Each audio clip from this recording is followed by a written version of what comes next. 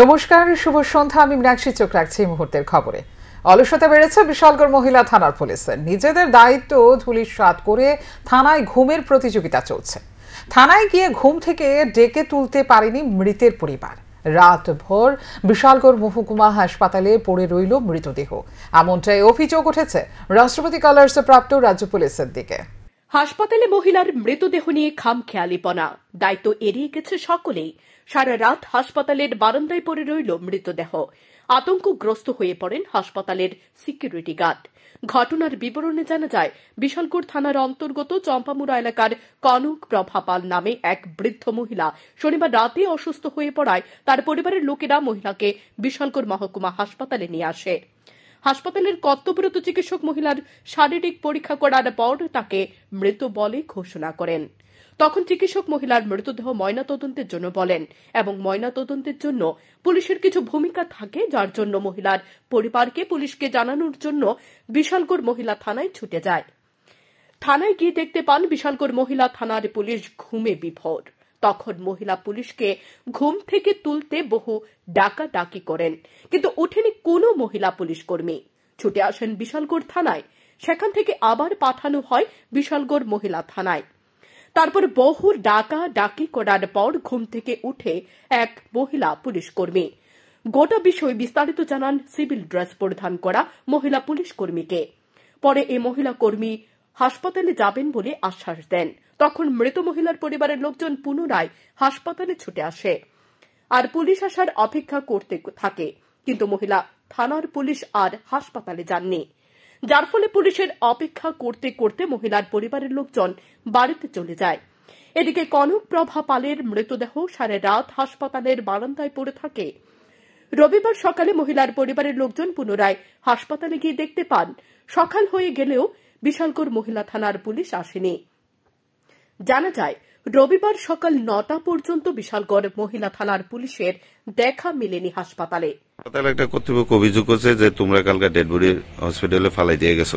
Actually বিষয়টা কি হয়েছে? বিষয়টা হলো, কালকে যখন আমরা হসপিটাল থেকে থানাতে যাই, ওমেন পুলিশ স্টেশনে যখন যাই, না বডিটা বাড়িতে আনছো পরে কি হয়েছে? বডিটা তো বাড়িতে আনছি পর যখন হসপিটাল আনছি তখন ডাক্তার চেক আপ করছে, চেক আপ করে সেটা করতেছে এই তো। তো সঙ্গে সঙ্গে তাইনে তো তাইনের স্বামী সার্ভিস হোল্ডার ছিল, তো পেনশন পায়, তো ডেথ সার্টিফিকেট তো বাইরই করতে হইব। তো এই ডেথ সার্টিফিকেট বাইর করতে গেলে ডাক্তার কইছে পোস্টমর্টম করতে হইব। পোস্টমর্টম না করে তো দিত না। তো সঙ্গে সঙ্গে গেলাম থানাতে। কোন থানাতে? Bishalgarh women police station. আচ্ছা। তো এই ওমেন পুলিশ স্টেশনে যখন গেছে তখন তারা ঘুমন্ত অবস্থায় আসলো, অনেকক্ষণ প্রায় ঘুমন্ত অবস্থায় আসলো। তো তারপরে বাধ্য হইয়া হসপিটালের লোকই গেছে বিশালগড় পিএসএ। পিএসএ থেকে আমি সহ গেছি, গিয়ে সেটা তার লোক কথাবার্তা কইয়ে সেটা আবার আইলাম। এখানে অনেকক্ষণ ডাহাডাহি করে সেটা তারপরে উঠছে। এও আমার ইউনিফর্ম পরে আসতো। চাকরি পেয়ে এভাবে ঘুমাচ্ছে কতিপয় পুলিশ কর্মী। নাইট ডিউটি করার মতো কোনো দায়িত্ববান কর্মী নেই অধিকাংশ মহিলা থানায়। বাড়িঘরের মতোই দরজায় রাত হলে বন্ধ হয়ে যায় সাধারণ মানুষের জন্য। ডাকাডাকি করে পুলিশকে ঘুম থেকে তুলতে পারেনি এ ধরনের খবর ভূভারতে আগে কখনো জানা না গেলেও সেটাই বাস্তব। কারণ তারা ভালো করে জানে, রাত না শুধু চাকুরে ঘুমিয়ে কাটালেও 12 মাসে 13 বার বেতন পাবে। আর বেকার মহল চাকরির জন্য রাস্তায় আন্দোলন করছে। সুতরাং 24 ঘন্টা যাদের দায়িত্ব পালনের কথা, তাদের মধ্যে অনেকেই একই থানায় দীর্ঘদিন ধরে চাকরি করে এবার ঘুমিয়ে কাটাচ্ছে।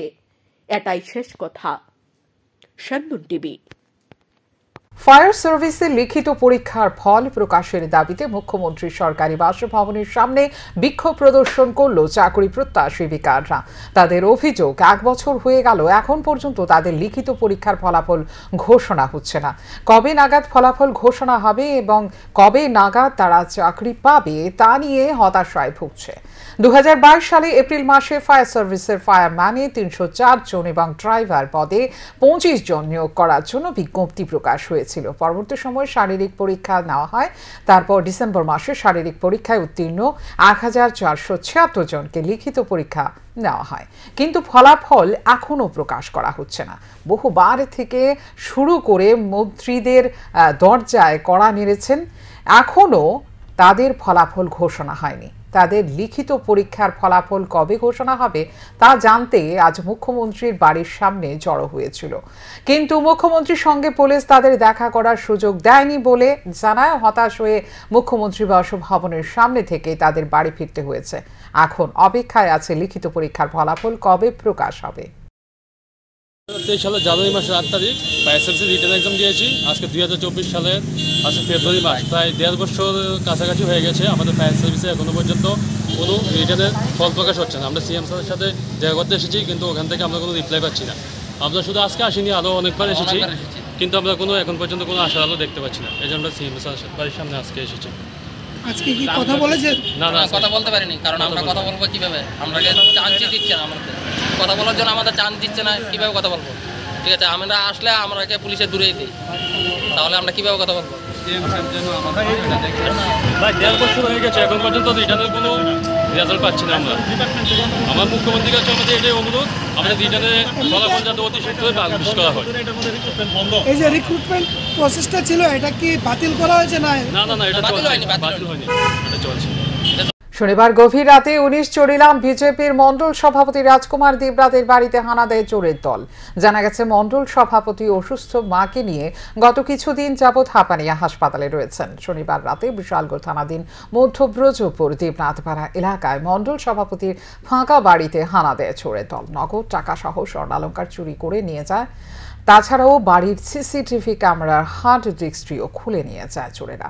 রবিবার সকালে প্রথমে প্রতিবেশীদের নজরে আসে চুরির ঘটনাটি, পরে খবর দেওয়া হয় রাজকুমার দেবনাথকে। খবর পেয়ে হাসপাতাল থেকে বাড়িতে ছুটে যান মণ্ডল সভাপতি। বাড়িতে গিয়ে দেখতে পান বাড়ির সবগুলি ঘরের দরজায় তালা ভাঙা, ঘরের সমস্ত লকারে তালা ভাঙা। তাছাড়াও ঘরের সমস্ত জিনিসপত্র লন্ডভন্ড হয়ে আছে। স্বর্ণালঙ্কার, নগদ টাকা, মূল্যবান সব সামগ্রী সহ গুরুত্বপূর্ণ নথিপত্রের ব্যাগটি পর্যন্ত চোরের দল নিয়ে গেছে। ঘটনার খবর পেয়ে রাজকুমার দেবনাথের বাড়িতে ছুটে গেছে বিশালগড় থানার পুলিশ একটি চুরির মামলা হাতে নিয়ে তদন্ত শুরু করেছে। আধা ঘন্টা থেকে 1 ঘন্টা আগে জানতে পারি যে আমাদের চরিলা মন্ডল সভাপতি রাজকুমার দেবনাথের বাড়িতে নাকি চুরি হয়েছে। আমরা যথারীতি এই খবর পাইয়া এই রাজকুমার দেবনাথ বাড়ি দিয়েছি। বাড়িতে আইয়া দেখি দরজা মরজা সব খোলা। আমরা ঘরে ঢুকে সেটা এই এলোমেলো দিকে জিনিসপত্র যা আছে সব উল্লে রাখছে। তখন আমি রাজকুমার দেবনাথে ফোন করি।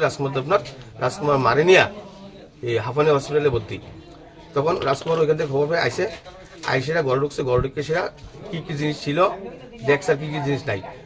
তার ভিতরে তার একটা স্বর্ণের চেইন ছিল, একটা হাতের ব্রেসলেট ছিল এবং কাগজপত্র, তার মার একটা কানের, তার বাচ্চার একটা চেইন, যা জিনিসপত্র সব লন্ডভন্ড করে জিনিসপত্রগুলো লেগে গেছে। রবিবার উদয়পুর কাকরাবন থানার অন্তর্গত ব্রিজ সংলগ্ন এলাকার লক মজুমদারের বাড়িতে যায় নেশাগ্রস্ত এক যুবক। লক মজুমদার জানায়, রবিবার দুপুরের পর বাড়িতে কেউ ছিল না। প্রত্যেকে যে যার মতো করে বাড়ির বাহিরে কাজের উদ্দেশ্যে বের হয়ে পড়েন। এর সুযোগ নিয়ে বাড়িতে প্রবেশ করে নেশাগ্রস্ত যুবক জসিম মিয়া। এর মধ্যে বাড়িতে প্রবেশ করে লক মজুমদারের মা। ঘরে গিয়ে দেখতে পায় নেশাগ্রস্ত যুবক জসিম মিয়া ঘর থেকে বেশ কিছু রাবার শিট ব্যাগে করে নিয়ে যাবার জন্য প্রস্তুতি নেয়। সে সময় লক মজুমদারের মা তাকে জিজ্ঞাসা করলে সে বলে জল খেতে ঘরে প্রবেশ করেছে। তখন চিৎকার করলে এলাকার লোকজন এসে অভিযুক্তকে উত্তম মধ্যম দিয়ে কাকরাবন থানার পুলিশের হাতে তুলে দেয়। তার কাছ থেকে একটি ইনজেকশনের সিরিঞ্জ উদ্ধার হয়। তাই ধারণা করা হচ্ছে যে সে নেশাগ্রস্ত। স্যার ঘটনাটা এখন হঠাৎ করে একটা টেলিফোন পাইলাম যে এখানে একজন চোর ধরে রাখছে। দৌড়ে আইলাম, দেখলাম যে হ্যাঁ ঠিকই। তো এটা তো ড্রাগ ইউজ করি না, তার সাথে একটা ড্রাগের সিরিজও পাওয়া গেছে। তো এখন তার থেকে ডিটেলস কিছু পাইলে কি চুরি করেছিল স্যার? পাশের একটা বাড়ি থেকে রাবার শিট চুরি করছিল। তখন বাড়িরই এক মহিলা দেখছে, তখন তার রিটার্ন করানোর চেষ্টা করছিল। গ্রামের মানুষ সবাই মিলে তার তখন রিটার্ন করছে। ওনার সাথে কি কোনো রকমের ড্রাগস জাতীয় কিছু পাওয়া গিয়েছে বলে জানা গিয়েছে স্যার? ড্রাগস জাতীয় একটা ইঞ্জেকশন সিরিজ পাওয়া গেছে, আর এইটাই এখন আমরা রিকভার করলাম। কোনখান থেকে এই চোরকে উদ্ধার করা গিয়েছে স্যার? এটা হচ্ছে কাকরাবন গুদারা ঘাট। আপনার এখানে কি পাবলিক আগে কি মারধর করেছিল? বিজেপির বুথ সভাপতির বাড়িতে বিধ্বংসী অগ্নিকাণ্ডের ঘটনা ঘটে শনিবার রাতে। ঘটনা বিশালগড় থানাধীন পূর্ব লক্ষ্মীবিল কর্মকার পাড়ায়। জানা গেছে শনিবার রাতে বিশালগড় থানাধীন পূর্ব লক্ষ্মীবিল কর্মকার পাড়া এলাকার বিজেপির 1646 নম্বর বুথের সভাপতি মাধব দত্তের বাড়িতে আচমকায় বিদ্যুতের শর্ট সার্কিট থেকে এই ভয়াবহ অগ্নি সংঘটিত হয়। বাড়ির একটি বসত ঘর এবং অপর আরেকটি ঘরে থাকা রাবারের শীট পুড়ে ভস্মীভূত হয়ে যায়। ঘটনার খবর পেয়ে তড়িঘড়ি ঘটনাস্থলে ছুটে যায় দমকল কর্মীরা। ঘটনার খবর পেয়ে ছুটে যান বিধায়ক সুশান্ত দেব। তিনি প্রশাসনিক আধিকারিকদের সঙ্গে কথা বলে ক্ষতিপূরণ দেওয়ার আশ্বাস দেন। আমাদের বিশালগড় ফায়ার স্টেশনে একটা খবর আছে যে কর্মকার টিলাতে একটা ফায়ার করেছে। তো আমরা খবর পেয়ে সঙ্গে সঙ্গে এখানে আসার পরে দেখলাম যে মাধব দত্ত ওনার বাড়িতে একটা রাবার ছিল ঘরের মধ্যে, ওই ঘরে আগুন জ্বলছে এবং আমরা এসে সঙ্গে সঙ্গে কাজ আরম্ভ করছি, কাজ করে আগুন আয়ত্তে আনছি। কয়টা ঘর পুরা গেছে? একটা করে পুরা গেছে, এটার পাশাপাশি সঙ্গে আরেকটা ঘর আসছিল, এটা বাঁচছে। তারপরে এটার মধ্যে একটু হিট লাগছে। কিসের থেকে এই আগুনের সূত্রপাত? এটা তারা যে কইছে যে এখান থেকে ইলেকট্রিক শর্ট সার্কিট থেকে নাকি আগুনটা হচ্ছে। মানে কি পুরা গেছে কি? এখানে ঘরের মধ্যে কিছু লাকড়ি আছিল এবং রাবার কিছু আছিল।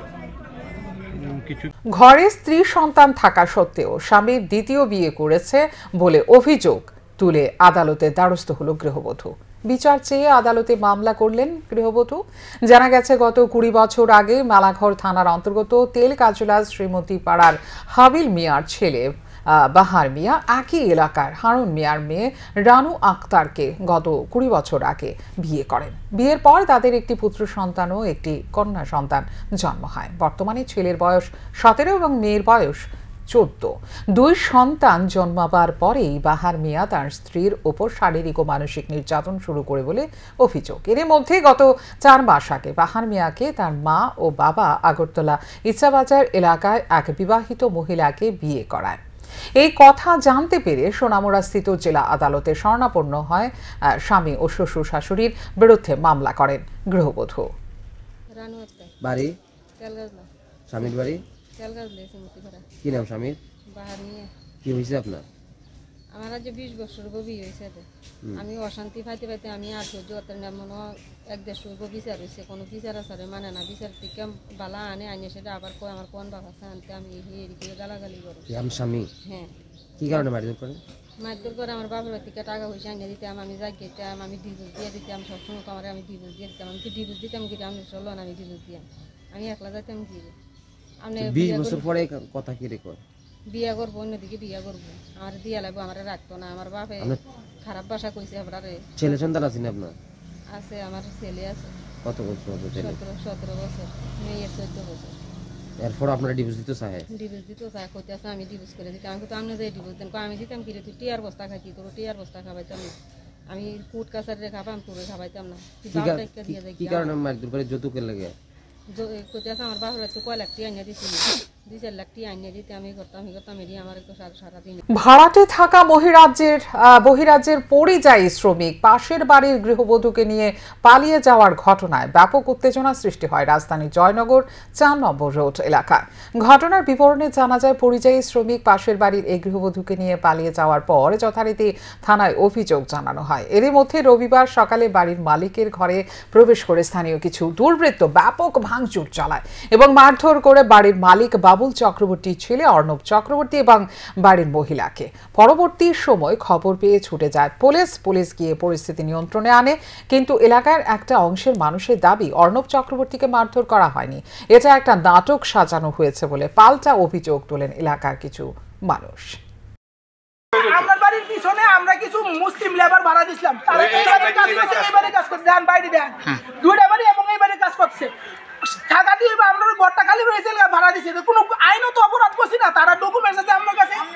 এইবার ওই এদের মধ্যে একজন মুসলিম লেবার পাশের বাড়ি একজন বৌদিটা নিয়ে ভাড়া দিছে, যেটা আন্ডার ইনভেস্টিগেশন মহিলা কোর্টে, আর সরি মহিলা ইয়েতে থানাতে। আমরা আজকে সকালে থানাতে গেছি, কারণ তারা সকালবেলা আজকে পাইছি না আমরা বাড়ির মধ্যে। তারা নাকি 2 দিন আগে গেছে ত্রিপুরার থেকে থানার তার থেকে পারমিশন নিয়ে 2 দিন আগে ওই যার লোকে ভাগছে, যে ছেলেটার লোকে এই ছেলেটাকে খুঁজতে গেছে। এইবার তারা লোকাল কিছু স্থানীয় নেতা আজকে সকালবেলা 100 জন লিয়ে আইছে আমার কাছে। লইয়া ধুমধাম করে মারা ফোন টোন সব লইয়া গেছে আমার মারেও মারছে কারা মারছে ওই শুই সব আপনার নামটা কি আপনার নাম আমার নাম অর্ণব চক্রবর্তী এই জায়গাটা আমার বাড়ির নাম হচ্ছে বাড়ির মালিকের নাম বাবুল চক্রবর্তী। ঘটা করে সারা রাজ্যের সঙ্গে মন্দির নগরী উদয়পুরে পালিত হচ্ছে পুলিশের 150তম বর্ষপূর্তি।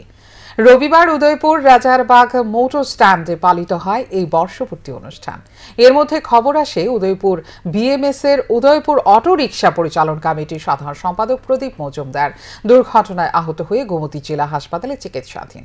খবর পেয়ে উদয়পুর বিএমএস এর গোমতী জেলা কমিটির সভাপতি গৌতম দাসের নেতৃত্বে এক প্রতিনিধি দল গোমতী জেলা হাসপাতালে ছুটে যান।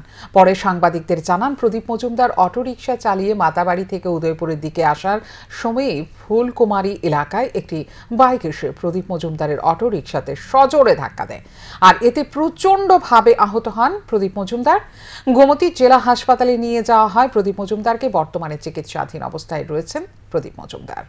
তো ফেরার পথে নবশক্তি ক্লাবটার কাছাকাছি একটা বাইক, ওই বাইকের সঙ্গে আরেকজন ছিল।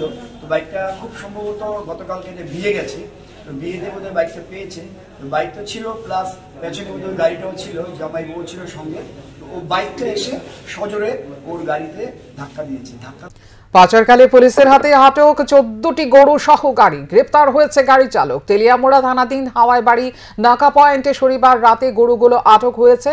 জানা যায়, শনিবার রাতে পুলিশ ফটিক রায় থেকে বিশালগড়ের উদ্দেশ্যে যাওয়া গরু বোঝাই করা TR03C1614 নম্বরের একটি বোলেরো পিকআপ গাড়ি আটক করে হাওয়াই বাড়ির নাকা পয়েন্টে। গোপন খবরের মাধ্যমে পাচারের খবর পায় ধ্যান ফাউন্ডেশন এবং গো জ্ঞান ফাউন্ডেশন নামের দুই সংস্থা।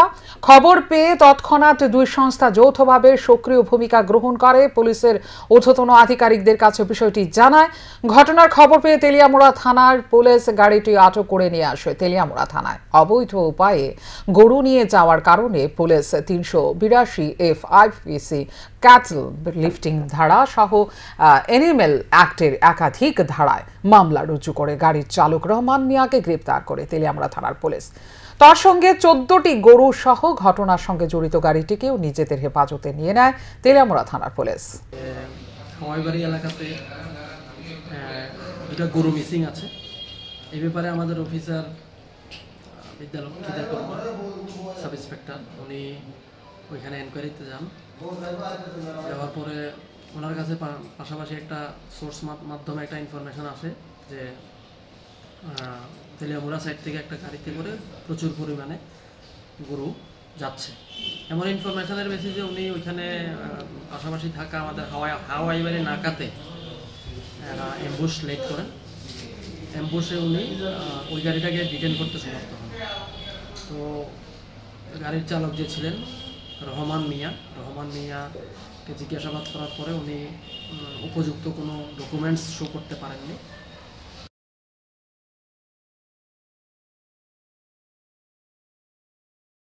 বাইক ও ঠেলাগাড়ির মধ্যে সংঘর্ষের ফলে আহত হলো দুজন। ঘটনার বিবরণে জানা যায়, রবিবার দুপুর 12:18 নাগাদ শান্তির বাজার মহকুমার অন্তর্গত বেতাকা বাজার সংলগ্ন এলাকায় TR08F6117 নম্বরের বাইক ও একটি ঠেলাগাড়ির মধ্যে সংঘর্ষ ঘটে। এতে ঠেলাগাড়ির চালক গোপাল রায় গুরুতরভাবে আহত হয়। অপরদিকে বাইক আরোহী পূর্ব চড়কবাই এলাকার বাসিন্দা গৌতম বড়ুয়া আহত হন। দুর্ঘটনার খবর পেয়ে শান্তিরবাজার দমকল বাহিনী কর্মীরা ঘটনাস্থল থেকে আহতদের উদ্ধার করে শান্তিরবাজার জেলা হাসপাতালে নিয়ে যায়। জানা যায়, ঠেলাগাড়ির চালকের একটি পা ভেঙে গেছে। ঘটনাকে কেন্দ্র করে এলাকায় চাঞ্চল্য বিরাজ করছে। একটা ঠেলা চালক এসেছিল, মুখোমুখি বাড়ি গেছে জানি সঙ্গে মুখোমুখি না তাতে আছে। তো হ্যাঁ একটু রাস্তার মাঝখান বরাবরই আসলে মোটামুটি। তো হ্যাঁ এনে লাগা দিছিল। তোমার সঙ্গে বাইক চালাচ্ছে একই? হ্যাঁ আসলে বলতে হ্যাঁ কোন দিকে গেছে। তো আমি আমার তো কইছি যে আমার মানে ইয়ে লাগবে, ট্রিটমেন্ট লাগবে না কেটা জানি কই। কি বাইকে গেছে কেন কেটা? বাইকে জানো হ্যাঁ ইয়ানে আসিল। হ্যাঁ রে আমি হ্যাঁ আইছে না এখন? না না এখানে আইছে না। হ্যাঁ ব্যথা পাইছে না? হ্যাঁ হেরো একটা ব্যথা আইছে না। মানবতার কবি কাজী নজরুল ইসলামের ১২৫তম জন্মবার্ষিকী উদযাপন উপলক্ষে রাজ্যভিত্তিক প্রস্তুতি সভার আয়োজন করা হয় রবিবার। আগরতলা প্রেস ক্লাবে হয় এদিনের অনুষ্ঠান। উপস্থিত ছিলেন মেয়র দীপক মজুমদার সহ আরও অন্যান্যরা। পরে মেয়র দীপক মজুমদার বক্তব্যের মধ্য দিয়ে কাজী নজরুল ইসলামের জীবনী ও আদর্শ তুলে ধরেন। কবি নজরুল ইসলামকে স্মরণ করা বা শ্রদ্ধা জানানোর জন্য একটা আগরতলা শহরে একটা রাস্তাকে বা শ্রমিকেও ওনার নামে নামাঙ্কিত করার প্রস্তাব রাখা হয়। এটার সঙ্গে আমি সমর্থন করি, কিন্তু এখন কমিটি থেকে বলতে হবে কোন রাস্তাটা, কারণ আগরতলা শহরে এমনিটি মেইন রাস্তাগুলি অলরেডি নির্দিষ্ট ব্যক্তিদের নামে নামাঙ্কিত করা হয়েছে। আমরা আগে সরকারের মতন চিন্তা ভাবনা নাই, যখন আসলে মনে হলো একটা ব্যক্তিকে বাদ দিয়ে আরেকজন ব্যক্তির নামে এটা করে অনুমোদন দিলাম, দেখালাম রাজ্যবাসীকে। এই নীতিটা আমাদের সরকার অনুমোদন করি। তো আমরা আপনাদের যে কথা থাকবে আমি আশা করলাম। রবিবার বিকেলে ৪৫ কমলপুর বিধানসভা কেন্দ্রের ৫ নম্বর বুথ তথা সংখ্যালঘু মুসলিম অধ্যুষিত গঙ্গানগর গ্রামের ৮ পরিবারের ৩২ জন ভোটার সিপিআইএম দল ত্যাগ করে বিজেপিতে সামিল হয়। এই সভায় যোগদানকারীদের হাতে দলীয় পতাকা তুলে দিয়ে বরণ করে নেন প্রাক্তন মন্ত্রী তথা বিধায়ক মনোজ কান্তি দেব। এই সভায় উপস্থিত ছিলেন কমলপুর মণ্ডলের সাধারণ সম্পাদক আইনজীবী কেশব ভৌমিক, দুর্গা চৌমুহনী পঞ্চায়েত সমিতির চেয়ারম্যান শম্পা দাস প্রভারী, উত্তম অধিকারী, কমলপুর মণ্ডল সভাপতি প্রশান্ত সিনহা। নিজের বক্তব্যে বিধায়ক মনোজ কান্তি দেব বলেন, সংখ্যালঘুরা বিজেপিকে ভোট দেয় না এই কথাটা ভুল, কারণ ২০১৮ সালে এই ৫ নম্বর বুথে দলীয় প্রার্থী হিসেবে ২% ভোটে পিছিয়ে ছিলেন তিনি, কিন্তু ২০২৩ নির্বাচনে এই ৫ নম্বর বুথে দলের প্রার্থী হিসেবে তিনি শতাধিক ভোট বেশি পেয়েছিলেন। তাই সংখ্যালঘুরা বিজেপিকে পছন্দ করে না এই কথাটি ভুল। তিনি বলেন, আসন্ন লোকসভা নির্বাচনে বিজেপি ৩৫০টি আসন পাবে, কারণ মোদি হ্যাঁ তো মুমকিন হ্যাঁ। তিনি যারা দলে এসেছেন তাদেরকে বলেন, সময় নষ্ট না করে কাজে লেগে পড়ুন। যারা এখনো সিপিএমে আছেন তাদেরকে বিজেপির হাত শক্তিশালী করার জন্য উজ্জীবিত করুন। সিপিএম কংগ্রেস ত্যাগ করে ভারতীয় জনতা পার্টিতে সামিল হচ্ছে, এটার একটা কারণ আছে। আমরা যেই জায়গায় দাঁড়িয়ে বক্তব্য রাখছি, সিপিএম আমলে কিরকম চুরি হতো একটা প্রমাণ। এই জায়গাটা খেলার মাঠ বানাবে বলে তৎকালীন সিপিএম নেতৃত্ব ৪.৫ লক্ষ টাকা গায়েব করে দিয়েছে। এই জায়গাটার মালিক শম্ভু মিয়া, ভালো নাম ইমানি মিয়া। আপনারা মনে আছেন টাকা জমাচ্ছে, আপনারা জানেননি? এটা গঙ্গানগরের মানুষ বুকে বুকে বলত যে ইমানি মিয়ার জায়গার টাকা সিপিএম মাইরা দিচ্ছে। আগরতলা শহরের একটি বেসরকারি হোটেলে রবিবার রানী সরিষা তেল কোম্পানির পক্ষ থেকে আগরতলা ডিস্ট্রিবিউটার্সদের পুরস্কার তুলে দেওয়া হয়। যারা দায়িত্ব পালনে কৃতিত্ব রেখেছে তাদের শুভেচ্ছা জানানো হয়। উপস্থিত ছিলেন সংস্থার ম্যানেজার সহ অন্যান্যরা।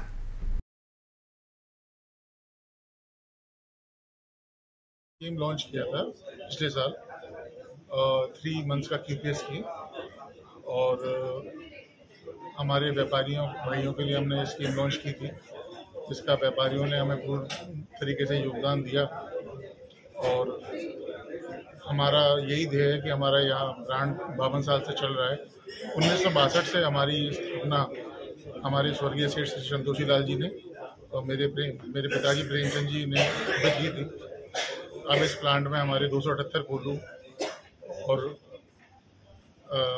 अपनी 28 मशीनें हैं, हमारी 28 स्पेलर हैं, पूर्णतः सुसज्जित लैब है। यहाँ के व्यापारियों ने जो हमारे को कोऑपरेशन दिया है वो अद्वितीय है।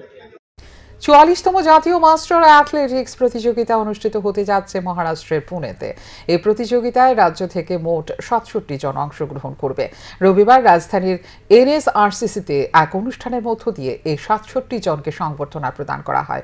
অনুষ্ঠানে উপস্থিত ছিলেন যুব কল্যাণ ও ক্রীড়া দপ্তরের অধিকর্তা সত্যব্রত নাথ সহ ত্রিপুরা মাস্টার অ্যাথলেটিক্স অ্যাসোসিয়েশনের কার্যকর্তারা। যুব কল্যাণ ও ক্রীড়া দপ্তরের অধিকর্তা সত্যব্রত নাথ জানান, গত বছরের তুলনায় এই বছর জাতীয় মাস্টার অ্যাথলেটিক্স প্রতিযোগিতা প্রতিযোগিতায় রাজ্যের প্রতিযোগিনী অনেক বেশি।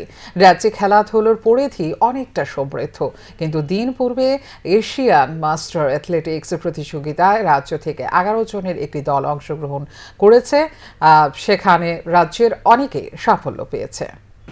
আমরা এখানে NSRCC চেস হলে যে সংবর্ধনা অনুষ্ঠান, মাস্টার অ্যাথলেটিক্স যারা পার্টিসিপেট করবে জাতীয় স্তরে আমাদের মহারাষ্ট্রের পুনেতে, তাদেরকে সংবর্ধনা দেওয়ার জন্য আমরা এখানে সবাই সমবেত হয়েছি।